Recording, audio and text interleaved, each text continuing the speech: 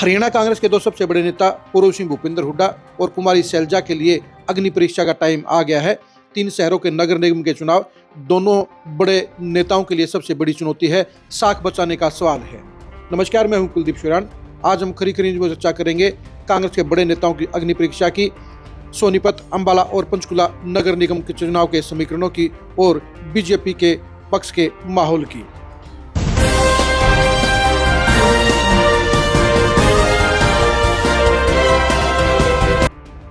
दो 2026 की सबसे पहली लड़ाई सियासी तौर पर अगर होगी तो वो 3 नगर निगमों में होगी और तीनों नगर निगमों के चुनाव साख का सवाल कांग्रेस के नेताओं के लिए ज्यादा है। सोनीपत नगर निगम सबसे इम्पोर्टेंट है क्योंकि ये शहर पूर्व सिंह भूपेंद्र हुड्डा के असर का शहर है और इस शहर के अंदर चुनाव परिणाम हरियाणा की सियासत को दूर तक प्रभावित करने का काम करेगा। 2020 में सोनीपत नगर निगम के चुनाव में कांग्रेस के निखिल मैदान 14,000 वोटों से चुनाव जीते थे और उस जीत ने कांग्रेस के कैंप के अंदर जहां खुशी दौड़ाई थी वहीं पर भूपेंद्र हुड्डा को मजबूती देने का काम किया था। लेकिन 2025 के बाई इलेक्शन के अंदर बाजी पलट गई क्योंकि निखिल मैदान कांग्रेस को छोड़कर बीजेपी में शामिल हो गए। 2024 में विधानसभा का चुनाव बीजेपी के सिंबल पर लड़ा और वो आज बीजेपी के विधायक हैं। इसलिए बाई इलेक्शन हुआ और बाई इलेक्शन में बीजेपी के राजीव जैन 34,766 वोटों की बम्पर जीत से मेयर बन गए। लेकिन इस जीत में कांग्रेस की आपस की लड़ाई यानी भीतरघात सबसे ज़्यादा प्रभावशाली रही, सबसे ज़्यादा निर्णायक रही, क्योंकि कांग्रेस के नेताओं के बीच में एकरूपता नहीं थी और आपस की लड़ाई ने ही कांग्रेस को बड़ा नुकसान किया। यही वजह रही कांग्रेस 34,766 वोटों से बाई इलेक्शन हार गई। लेकिन इस बार भी हालात अलग नहीं है क्योंकि अगर कांग्रेस एकजुट होकर चुनाव लड़ेगी तो उन हालात में कांग्रेस टफ फाइट दे सकती है। सबसे इंपॉर्टेंट बात यह रहेगी कि कांग्रेस का प्रत्याशी कौन बनता है।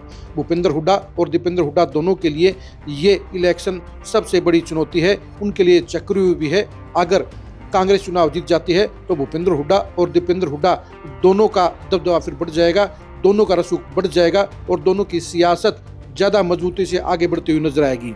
लेकिन अगर कांग्रेस चुनाव हार गई तो हार का ठिकरा भी भूपेंद्र हुड्डा और दीपेंद्र हुड्डा पर छोड़ने का काम किया जाएगा। कांग्रेस के लिए जरूरी है कि बाई इलेक्शन से ज़्यादा वोट लेने का काम करें और पहली प्राथमिकता तो यही रहनी चाहिए कि कांग्रेस सोनीपत मेयर का चुनाव जीतने के लिए भरपूर कोशिश करने का काम करे। भूपेंद्र हुड्डा और दीपेंद्र हुड्डा इस मामले में कोई कसर नहीं रखेंगे क्योंकि दोनों बाप बेटे को पता है कि ये इलेक्शन उनकी सियासत को नई ऊंचाई पर पहुंचाने का काम कर सकता है, बड़ी मजबूती देने का काम कर सकता है। इसलिए भूपेंद्र हुड्डा और दीपेंद्र हुड्डा सोनीपत नगर निगम के चुनाव में भरपूर ताकत लगाने का काम करेंगे। जहां तक बीजेपी की बात है, बीजेपी के लिए सरकार होना प्लस पॉइंट है और बीजेपी ट्रिपल इंजन की सरकार के नाम पर सोनीपत का चुनाव लड़ेगी। बीजेपी के लिए भी ये देखने की बात रहेगी कि राजीव जैन पर दोबारा दांव लगाया जाएगा या किसी नए चेहरे को बीजेपी चुनावी दंगल में उतारने का काम करेगी। यानी सोनीपत का चुनाव कांग्रेस से ज़्यादा हुड्डा फैमिली के लिए ज़्यादा अहमियत रखता है। उनकी सियासत और उनकी साख दोनों के लिए सबसे बड़ी चुनौती पेश लेकर आ रहा है। अंबाला और पंचकुला नगर निगम के चुनाव कुमारी शैलजा के लिए बेहद निर्णायक हैं, बहुत डिसाइडिंग है। कुमारी शैलजा ने जिलाध्यक्षों की नियुक्ति में अंबाला और यमुनानगर के तमाम जिलाध्यक्षों को अपने खाते से लगवाने का काम किया। पंचकुला के जिलाध्यक्ष हुड्डा फैमिली के खाते के हैं, लेकिन प्रभाव ज़्यादा पंचकुला में भी कुमारी शैलजा का है। कुमारी शैलजा अंबाला से एमपी रही हैं और वो इस इलाके पर अपना प्रभाव जताती हैं। यहाँ से वो टिकटों के मामले में और पदाधिकारियों के मामले में हमेशा ही ज़्यादा हिस्सेदारी लेती रही हैं। इसलिए अंबाला और पंचकुला में चुनाव जितवाना उनकी जिम्मेदारी रहेगी। 2020 में अंबाला के अंदर ना कांग्रेस जीती थी ना ही बीजेपी जीती थी। उसमें पूर्व मंत्री विनोद शर्मा की पत्नी शक्ति रानी शर्मा अपनी जनचेतना पार्टी के टिकट पर 8,080 वोटों से चुनाव जीत गई थी। 2025 में जब अंबाला में बाई इलेक्शन हुआ तो उस समय कांग्रेस की कुमारी शैलजा ने कांग्रेस के मीसा चावला को 20,487 वोटों से शिकस्त देने का काम किया। हम आपको ये भी बता दें कि शक्ति रानी शर्मा 2024 में बीजेपी में शामिल होगी और वो आज के टाइम में वो कालका से बीजेपी की एमएलए हैं।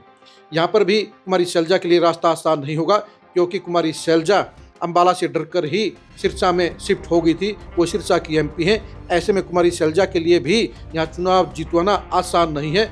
बल्कि सोनीपत से भी ज़्यादा मुश्किल है। लेकिन अगर कुमारी शैलजा को अपनी साख बचानी है तो उन्हें यहाँ पर बढ़िया परफॉर्मेंस देनी होगी, बढ़िया कैंडिडेट ढूंढने होंगे और ऐसे में उनके सामने सबसे बड़ी चुनौती ये रहेगी कि वो अपनी पार्टी को पहले से मजबूत कैसे बनाएं, और वो होगा सिर्फ वोटों की गिनती के हिसाब से, वोटों की संख्या के हिसाब से।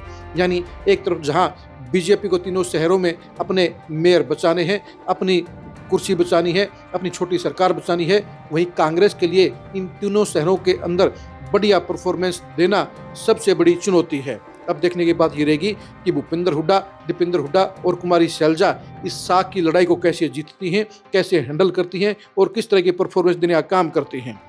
सोनीपत नगर निगम में कौन सी पार्टी का पलड़ा भारी रहेगा, इसके बारे में आपकी क्या राय है, कमेंट करके जरूर बताइए। क्या सोनीपत में भूपेंद्र हुड्डा, दीपेंद्र हुड्डा कांग्रेस का मेयर बनवाने में सफल हो सकते हैं, इसके बारे में कमेंट करके जरूर बताइए। अंबाला और पंचकुला के अंदर क्या कुमारी शैलजा के बलबूते पर कांग्रेस मेयर का चुनाव जीत सकती है, इसके बारे में कमेंट करके आप जरूर बताइए।